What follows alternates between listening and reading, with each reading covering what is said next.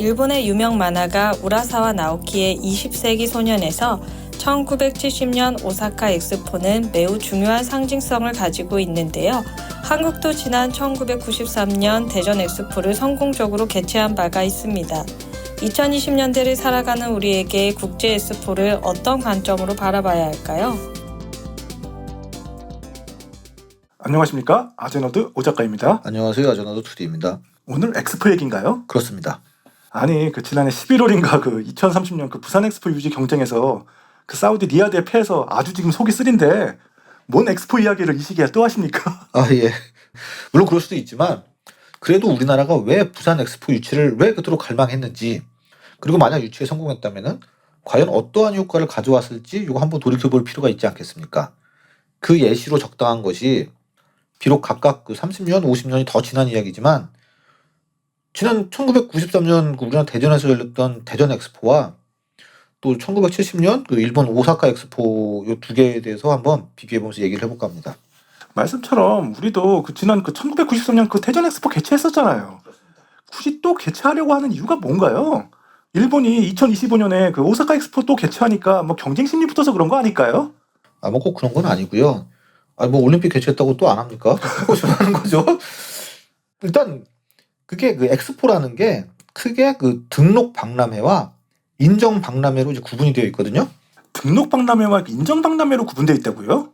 아니 엑스포가 다 같은 거 아니에요? 요 두 개가 달라요. 그러니까 등록 박람회는 세계 최강국으로 올라선 미국의 힘을 보였다고 평가받는 1939년의 뉴욕 엑스포나 또 일본이 선진국 도약의 발판으로 삼았던 것으로 평가되는 1970년 오사카 엑스포의 전통을 잇는 박람회가 요 등록 박람회예요. 그래서 요거는 최대 6개월 동안 열릴 수 있고 전시 규모의 제한도 없다고 알려져 있습니다. 그럼 등록 박람회가 전통이 있는 엑스포라면 인정 박람회는 짝퉁이란 말인가요? 아니 짝퉁까지 그런 건 아니고요. 그러니까 인정 박람회도 이제 엑스포는 맞아요. 대신 앞서 말한 등록 박람회 개최 사이 중간에 한번 조금 작은 규모로 열리는 엑스포를 인정 박람회라고 합니다. 그래서 이거는 3개월 정도 개최 기간을 정해놓고요. 전시 규모도 제한되어 있습니다. 최대 25만 평방미터 이내로 제한이 되고 전시에 관한 명확한 주제가 있어야 하고 모든 전시는 주제에 관련된 것으로 한정된다고 해요. 그럼 1993년 대전 엑스포는 유구한 전통을 자랑하는 등록 엑스포가 아니란 말씀이신가요? 아쉽지만 그렇습니다. 한국이 이전에 개최했던 1993년 대전 엑스포는 등록 엑스포는 아니고 인정 엑스포가 맞아요. 하지만 이 당시의 대전 엑스포가 지금 현재의 인정 엑스포와는 좀 의미가 다른 점도 있기 때문에 그렇게 나쁘게 생각할 필요는 없습니다. 그래서 이번 2030년 부산 엑스포 유치에 최선을 다한 거군요. 그렇습니다. 등록 엑스포를 아직 유치 못했으니까요. 떨어진 게 더 안타까운데요. 그렇죠. 그죠. 아쉬운 게 많지만 하지만 대전 엑스포는 이것도 나름대로의 좀 사정이 있는 엑스포입니다. 대전 엑스포의 사정이요? 그게 뭔가요? 그러니까 이 엑스포의 주최는 국제 박람회 기구라는 곳에서 합니다. BIE. 사실 등록 박람회는 앞에서 말씀드린 것처럼 이게 1851년에 유명한 대영 제국의 위용을 잘 드러냈다고 알려진 초대 런던 엑스포를 시작으로 해서 1800년대부터 존재하던 이 만국 박람회의 전통을 계승한 엑스포예요. 그러니까 이 등록 박람회는 5년 간격으로 0과 5로 끝나는 해에만 이제 개최되도록 했습니다. 듣다 보니까 역시 1993년은 0과 5로 끝나지 않으니까 등록 박람회가 될 수 없군요. 그렇습니다. 2030년 부산은 0으로 끝나고요. 그렇죠. 그렇지만 이 등록 박람회 개최 년도가 끝에 이게 0과 5로 정확히 정례화된 것은 얼마 안 돼요. 2000년도부터예요. 그래요? 예. 첫 등록 박람회로 인정받은 벨기에 브뤼셀 박람회는 이거는 1935년에 개최되었어요. 근데 1937년에는 파리, 1939년 뉴욕, 1949년 IT, 1958년 브뤼셀, 1962년 시애틀, 1967년 몬트리올, 1992년 세비야. 얘네들 다 등록 박람회인데 이 7회는 다 0과 5로 끝나지 않잖아요. 규칙을 따르지 않은 거죠. 그러네요. 이 중에는 이 사이에 1970년 오사카 박람회만 규칙을 준수해서 0으로 끝나는 뒷자리 숫자를 맞춘 유일한 엑스포였던 거죠. 등록 박람회라면서 뭔가 어수선한데요? 그렇죠. 그러니까 결국은 BIE 국제 박람회 기구가 그 1996년에 이제 규약을 새로 재정비하고 2000년 독일 그 하노버 엑스포부터 이제 지금과 같은 등록 박람회를 매년, 그러니까 매 0과 5로 끝나는 해에 다시 개최시키게 했고 2030년 그 사우디 리야드 엑스포까지 이 규약을 아직까지는 잘 지키고 있는 중이죠. 근데 이게 그 1993년 그 대전 엑스포에 사정이 있다는 말씀과 뭔 상관입니까?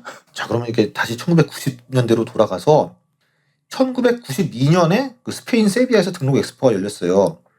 뭐 그때는 아까 말씀드렸듯이 정례가 되지 않았기 때문에 92년 그 끝에 2로 끝나는 해에 이게 열렸는데, 근데 또 그 해 1992년 같은 해에 이탈리아 제노바에서도 다른 국제 엑스포가 또 열린 거예요. 아, 진짜 중구난방이네요. 뭐 엑스포가 진짜 꿈의 전시회가 맞습니까? 그러니까 상황이 이러다 보니까 그 당시 국제 박람회 기구는 엑스포 개최와 관련해서 1999년까지 엑스포 개최를 공인하지 않겠다는 그 모라토리움을 선언해 놓은 상태였습니다. 이게 왜냐하면은 각 국가에서 막 경쟁적으로 엑스포를 개최하다 보니까 그 비용이 막 기하급수로 늘어나서 이 회원국들이 이제 압박을 받게 되면은 이 추후에 그 행사의 부실화를 초래할 위험성이 커지기 때문에 이제 이런 조치를 취한 건데요. 아니 그 92년에 등록 엑스포 포함 2번이나 개최되었었는데 93년에 또 엑스포를 한다고 하니까 뭐 이거 공식적으로 개최하는 것도 쉽지 않았을 것 같은데요. 그렇죠. 더군다나 그 모라토리움까지 선언한 상태였다면서요. 그렇습니다. 그 당시 한국 내부에서도 그 예산 문제라든지 그리고 이제 국제 박람회 기구 공인 문제 등으로 이제 개최가 쉽지 않은 상황이었다고 하는데, 그 마침 당시 그 국제 박람회 기구가 저런 문제를 타파하고자 저예산의 그 신개념 엑스포를 이제 구상하고 있었다는 정보를 이제 우리나라에서 입수를 해가지고 한국 조직위원회가 이제 앞으로 시행될 저예산 엑스포, 즉 인정 박람회의 원형 그 프로토타입으로서 이 대전 엑스포를 이제 어필을 한 거예요. 그래서 결국 국제 박람회 기구의 공인을 받는데 성공한 것이죠. 아, 그러니까 저 당시에는 말씀처럼 등록과 인정 엑스포의 확실한 구분은 없던 시기였네요. 그렇죠. 물론 이제 1993년 대전 엑스포는 저예산 신개념 엑스포의 원형이 될 것을 약속하며 그 국제 박람회 기구를 설득했던 것과는 달리 오늘날 인정 박람회의 최대 전시 규모인 25만 평방미터의 2배나 되는 50만 평방미터의 전시 공간 규모로 완성시킨 그 나름 규모를 키운 엑스포예요. 그 대전 엑스포 행사장 중에서 그 한비탑이 있는 그 중앙 광장을 중심으로 그 서쪽에는 이제 한국의 기업들 전시관이 들어섰고 우측에는 이제 각 나라별 이제 소형 전시관들이 몰려 있는 이런 거는 다 이런 소다전이 있었다고 해요. 그 한국 전시 부문은 인정 엑스포 규모를 초과해서 조성하고 외국 전시관들은 딱 인정 박람회 규모에만 맞춘 겁니다. 결국 그 여러 그 복잡한 어른들의 속사정으로 비록 인정 엑스포지만 뭐 규모는 훨씬 더 크게 나름 그 덩치를 키운 엑스포를 개최할 수 있었네요. 그렇습니다.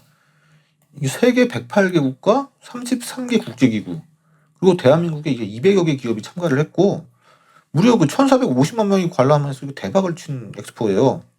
이런 전적으로 볼 때 등록 엑스포가 아니라는 이유로 1993년 대전 엑스포가 이제 폄하될 이유는 전혀 없는 거죠.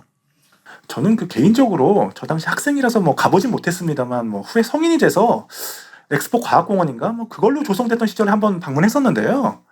당시에도 그 꽤 볼 곳이 많았던 걸로 기억이 나요. 뭐 전시장보단 마치 그 어트랙션에 놀러 온 것 같은 기분이 들었거든요. 예, 맞습니다. 이게 실질적으로는 그 테마파크에 가깝다는 평가가 많았거든요. 그러니까 당시 엑스포 내에는 이렇게 손님들이 탑승하여 즐길 수 있는 그 놀이기구들이 이제 대부분을 차지했고, 그 뭐 4D 시어터라든지 뭐 다크라이드, 애니메트로닉스 극장까지 운영했다고 하니 그런 느낌 받을 수 있죠.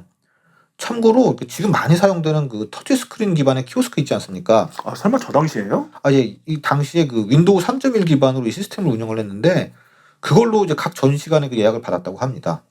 그러니까 지금 여러 매장에 막 등장하는 그런 예약 시스템의 선구자 역할을 했다고 볼 수 있죠. 아, 정말 미래를 먼저 보여줬다고 할 만하네요. 그렇습니다.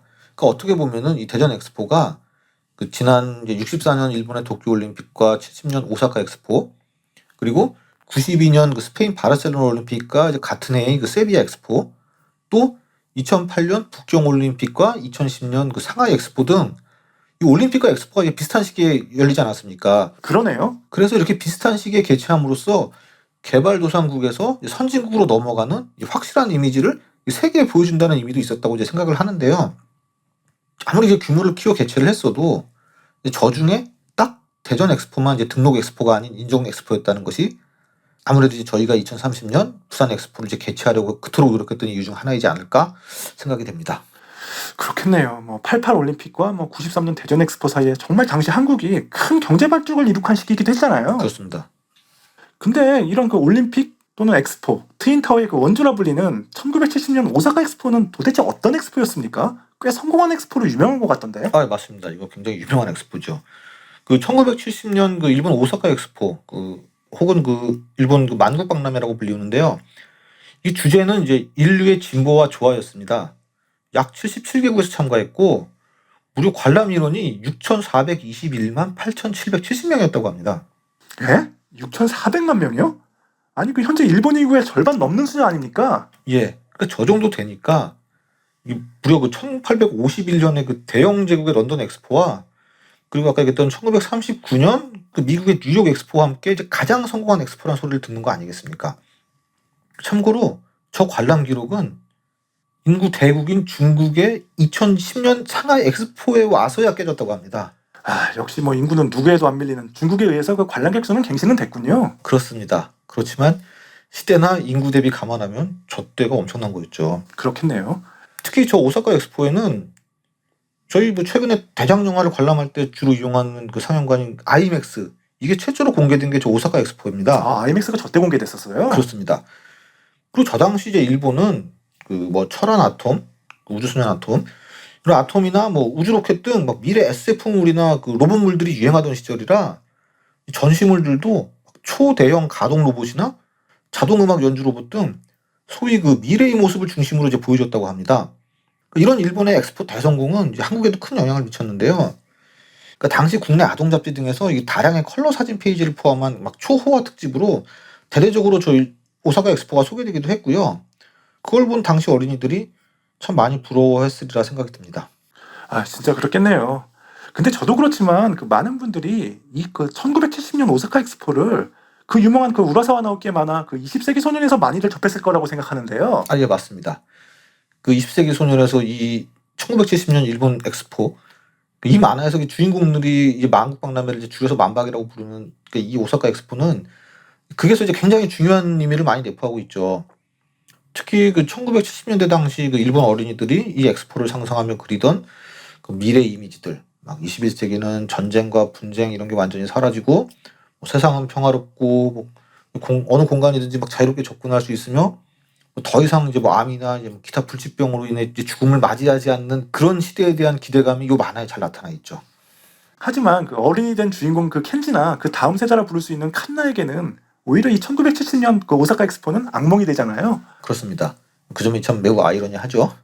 특히 이 만화의 저자인 이 우라사와 나오키는 언론에 이 1970년 오사카 엑스포에 대해 이런 말을 했다고 합니다. 그 엑스포에 간 사람은 꿈을 깨고 갈 수 없었던 나는 꿈이 계속되고 있다. 이렇게 말을 했다고 해요. 그 20세기 소년 주인공인 그 켄지처럼 그 작가 그 우라사와 나오키도 그 엑스포엔 가지 않았나 보네요. 그렇습니다. 그 20세기 소년의 주인공 켄지와 마찬가지로 우라사와 자신도 이제 뭐 가족들의 반대 때문에 뭐 박람회는 이제 못 갔다고 해요. 대신 그 엑스포 가이드북은 이제 엄청 꼼꼼히 읽었다고 합니다. 그 당시 10살이었으니 이제 주인공과 비슷한 나이 또래였겠죠. 그 경험이 만화에 들어간 거죠. 상당히 그 자전적인 내용이 많습니다. 이거 보면은. 아 그래요? 예. 뭐 본인이 락 음악 좋아했고 처음 등장하는 장면이 방송실 들어가서 음악 틀잖아요. 그렇죠. 그거 실제 자신의 경험이라고 밝혔습니다. 아 그랬군요. 예. 아무튼 이렇게 20세기 소년은 할 얘기가 많다 보니까 이건 기회가 되면 나중에 따로 다루는 시간을 갖도록 하겠습니다. 결국 그 1970년대 일본과 그 1990년대 한국의 소년들에게 어쩌면 그 당시 그 엑스포가 주는 감정이 좀 비슷했을 것 같아요. 맞습니다. 긍정적이고 뭐 진취적인 미래에 관한 생각들 말이죠. 그렇습니다. 그러니까 1970년대 일본과 1990년대 한국은 이게 고도 성장기였고 심리적으로 이제 매우 풍요로운 시기였죠. 뭐 미래에 대한 기대뿐만 아니라 뭐 신뢰와 믿음도 있었던 시기였고, 하지만 현재는 두 나라 모두 이제 성장이 많이 둔화되었고, 특히 이제 그 일본의 디플레이션은 한국보다 더 정도가 심했지 않습니까? 그렇죠. 뭐 잃어버린 30년도 있고. 네. 그래서인지 이제 일본은 2020년 도쿄올림픽과 2025년 오사카 엑스포를 다시 개최를 해서 다시 한번 이제 이를 도약의 계기로 삼으려 하는 것으로 보입니다. 물론 뭐 우리 대한민국도 2030년 첫 등록 엑스포를 개최해서 지난 대전 엑스포의 아쉬움을 달래고 이제 비슷한 목적을 취하려는 생각이었다고 보고요. 하지만 들리는 이야기로는 뭐 이미 선진국이 된 두 나라가 70년대랑 90년대처럼 그 엑스포 효과를 낼 수 있겠냐는 의견도 많잖아요.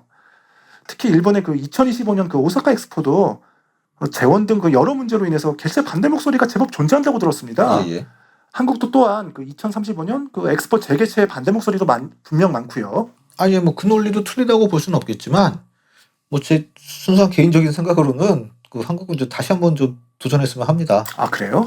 예, 물론 이제 뭐 예전과는 다르게 그러니까 큰 국제 이벤트 하나로 뭐 이미 이제 성숙기에 들어선 한국이 뭐 90년대 당시와 같은 효과를 뭐 다시 볼 수 없겠지만 그래도 이제 어린 친구들에게 그 80년대와 90년대 시대의 어린이들이 꿈꿨던 그 시대의 향수를 뭔가 좀 다시 조금이라도 느끼게 해줄 수 있었으면 좋겠다는 생각이 들거든요. 번영과 이제 진보의 미래가 올 것이라는 이러한 믿음 옛날에 있지 않았습니까? 많았죠. 예, 뭐 너무 제가 혼자 생각하는 건지 모르겠지만 저도 뭐 그 당시에 뭐 살았던 어린이로서 공감이 되는 말씀입니다. 알겠습니다. 오늘 말씀 잘 들었습니다. 오늘은 그 대전 엑스포와 그 오사카 엑스포를 가볍게 돌아보면서 이런저런 이야기 한번 나눠봤습니다. 좋아요와 구독 좀 많이 눌러주시면 정말 감사하겠고요. 저희는 그 다음에 더 좋은 영상 가지고 찾아뵙겠습니다. 지금까지 아제너드였습니다. 즐거운 설 연휴 보내십시오. 감사합니다. 감사합니다. 자, 영상 유익하게 감상하셨는지요? 다음 시간에 더 재미있고 유익한 영상으로 찾아뵐 것을 약속드리며 좋아요와 구독 부탁드리겠습니다. 지금까지 아제너드였습니다. 편안한 일상 되세요.